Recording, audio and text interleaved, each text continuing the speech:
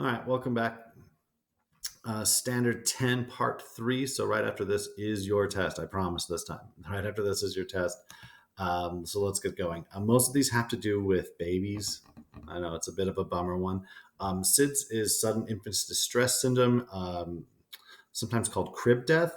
Is basically this unexplained death where, for some reason, the baby stops breathing during sleep. And most of the time, it's shocking because it's a perfectly healthy baby and there's no other problems. We've found some things that correlate with it, but we don't actually know what causes it. Um, the Some of the high correlation things are babies who sleep on their sides or their belly just have a higher correlation of having SIDS.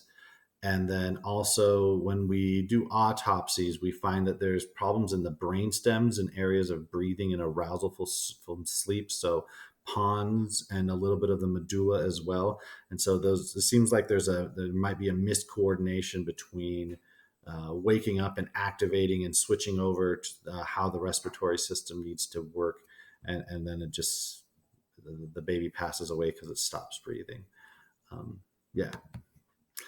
Next up is respiratory distress syndrome. We're specifically talking about the infant version. There is an adult version of respiratory distress, but for this one, we're talking about the infant version. Basically, when infants are born premature, there's the layer that goes in the. Remember how your lungs are in the pleural cavity, and there's that pleural space in between your two membranes, your visceral. Okay, go back and check that one out. And basically, there's this fluid in there that keeps your lungs attached to the sides of your rib cage all the way around. If that surfactant isn't there, then your lungs can collapse, or in this case, not fully expand, and they get kind of stuck together. And then they become stiff, and the alveoli don't fill all the way up. And so then they start to collapse, and basically, you lose the ability to fully inhale and get the amount of oxygen that you need.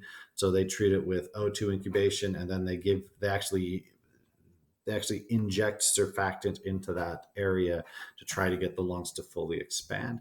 It's one of the things that are really scary about preemie babies is that if this surfactant isn't enough, they almost have to immediately do this to your child. They have to check its brain waves, check its heart, put it on a respirator, and start putting feed tubes into it. And then you just have to hope that there's no infections that go with any of that, that there's no complications due to any of those procedures. It gets really scary really quick with a preemie baby. Last one is the respiratory I was going to say it. RSV. There you go. This is a highly contagious respiratory virus that causes illness in young children. It's really highly communicable. And basically, what it is older adults can get this. You could still get this, but most likely you won't because you have a built up immune system that can just knock out these viruses without a problem. So these are just kind of like the little viruses that kids get. People who have high cancer treatment, children, other things like that, they can receive an antibody shot, but most people don't need it. It's just you get the virus, you get over it, and you move on with your immunity. It's just basically viruses that affect little children's immune systems because they're not strong yet. But by the way, this antibody injection is one of the new treatments that they're looking for in coronavirus as a way before we get approved with vaccines. What could we do to help people in the hospital?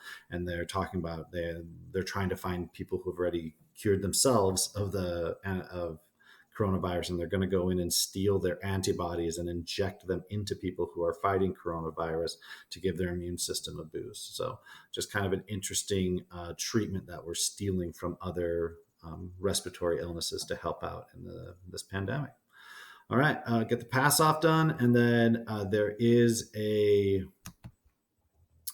a quizzes to help you get ready for the test. Go back and review any of the pass-offs that you need and do your best on that test. It will be timed, so watch out for that as well.